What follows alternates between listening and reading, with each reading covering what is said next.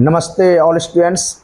जैसे कि आप लोग जानते हैं हम लोग अभी प्रेजेंट कंटिन्यूअस टेंस को पढ़ रहे हैं और उस दिन जो हम लोग पढ़े थे प्रेजेंट कंटिन्यूअस टेंस के दो स्ट्रक्चर हम लोग पढ़े थे, एक अफर्मेटिव पढ़े थे, दूसरा निगेटिव पढ़े थे। और आज जो हम लोग पढ़ेंगे वो पढ़ेंगे इंट्रोगेटिव। आज यानी कि आज भी हम लोग दो स्ट्रक्चर पढ़ेंगे, इंट्रोगेटिव सेंटेंस पढ़ेंगे, इंट्रोगेटिव प्लस निगेटिव सेंटेंस पढ़ेंगे। तो इंट्रोगेटिव सेंटेंस का स्ट्रक्चर क्या होता है प्रेजेंट कंटिन्यूअस टेंस का, उसको देखिए। इज होता है, एम होता है, is oblique am oblique are plus subject plus M B four plus object होता है।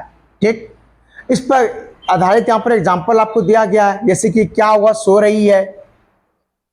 तो क्या हुआ, सो रही है, तो सबसे पहले यहाँ क्वेश्चन पूछ रहा है, यस या नो में पूछ रही है। अगर सो रही है तो यस, नहीं सो रही है तो नो। तो यहाँ पर जवाब दे रहा है आपको। तो इसका होगा क्या, सब्जेक्ट यहाँ क्या है, वह है, स्त्रीलिंग है, यहाँ पर देखिए फीमेल है, इसके लिए सी यहाँ पर प्रयोग करेंगे। इसके थर्ड पर्सन हुआ, इसके पहले इज लगा देंगे, इज सी स्लीपिंग। नेक्स्ट, क्या तुम रो रहे हो, तुम के साथ क्या लगता है, यानी कि यू के साथ आर लगता है। इसका स्ट्रक्चर के अकॉर्डिंग क्या हो, स्ट्रक्चर के अकॉर्डिंग क्या होगा, आर हो जाएगा। उसके बाद क्या हुआ, सब्जेक्ट यहाँ पर यू हो गया और रोना का इंग्लिश क्या, तो वीप होता है। तो क्या होगा, आर यू वीपिंग हो जाएगा। क्या हुआ, स्कूल जा रहा है, इसका क्या होगा, is he going to school होगा। फिर आपको नीचे यहाँ पर एक स्ट्रक्चर पुनः दिया गया है, इंट्रोगेटिव प्लस निगेटिव सेंटेंस। और मैंने ये तीन एग्जाम्पल का आपको जो देकर मैंने यहाँ पर सिर्फ समझाया हूं। बाकी आपको जो है कोई एक ट्रांसलेशन का बुक ले लेना है, आर के सिन्हा का कोई एक बुक ले लीजिए, आर के सिन्हा का या किसी भी राइटर का। अभी तो ज़्यादातर आर के सिन्हा ही चल रहा है और आर के सिन्हा ही अच्छा लगता है बनाने में भी। आर के सिन्हा बुक ले लीजिए और उसका ट्रांसलेशन आपको बनाना है। और बनाने से पहले किसी स्ट्रक्चर को ऊपर में लिख देना है, उस मतलब एक्सरसाइज को बनाने से पहले उस सेंटेंस के उस टेंस के स्ट्रक्चर को सबसे पहले ऊपर में लिख दीजिए। उस स्ट्रक्चर को आप याद कर लीजिए, उसके बाद पुनः बनाना प्रारंभ कीजिए, ये आपके लिए बेटर होगा।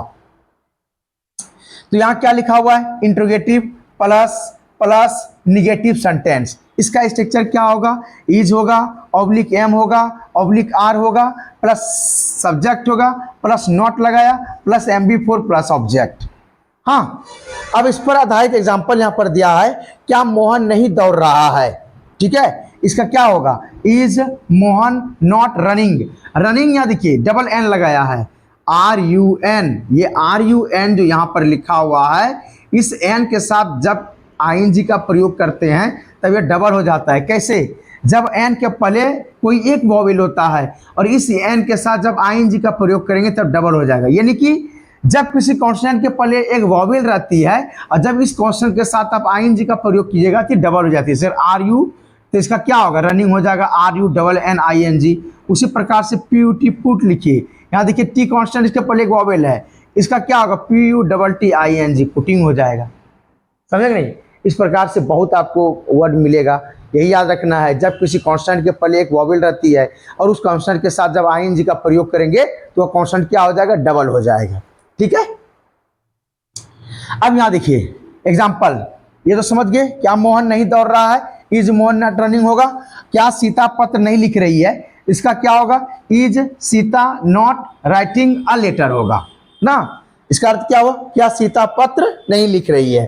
फिर देखिए यहाँ पर, क्या तुम नहीं खा रहे हो, इसका क्या होगा, आर यू नॉट ईटिंग। ठीक, तो आपको एकदम सरल तरीके से यहाँ पर बताया गया है, हिंदी टू इंग्लिश बताया गया है। और मेन है स्ट्रक्चर को याद रखना। यदि आप स्ट्रक्चर को याद नहीं रखिएगा तो आपसे समझिए कि टेंस बनना मुश्किल है। और टेंस यदि आपका ठोस नहीं है तो समझ लीजिए आपको वॉइस और नरेशन फिर नहीं बन पाएगा। किताब यदि पढ़िएगा, कोई प्रोज या पोइट्री आप पढ़िएगा तो आपको वहाँ पर समझ में नहीं आएगी। हाँ, तो इस प्रकार से पढ़ने के बावजूद भी आपको यदि किसी प्रकार की दिक्कत होती है तो आप कमेंट के माध्यम से पूछ सकते हैं। और हमें लगता है कि आपको दिक्कत नहीं होना चाहिए, क्योंकि आप थोड़ा थोड़ा सा मेहनत भी करते हैं रोज की, मतलब कि इस वीडियो को देखिए और अपने कॉपी पर उसको लिखिए और लिखने के बाद उसको पुनः पढ़िए। आप जब तक कि कॉपी आप नोट नहीं कीजिएगा तब तो आप भूल जाइएगा। एक चीज़ को बार बार पढ़ने के बाद तभी किसी चीज़ को याद होता है, अन्यथा याद नहीं होता है। तो ऐसे पढ़ाने के बावजूद भी यदि दिक्कत होता है तो मैंने पहले ही कहा था, कमेंट के माध्यम से आप पूछ सकते हैं। और इस प्रकार से पढ़ने के लिए आप श्री इंग्लिश क्लासेस धोरिया को शेयर, सब्सक्राइब, लाइक और ब्लैक एंड को दबाना नहीं भूलें ताकि मेरा वीडियो आप तक जल्द से जल्द पहुंच जाए।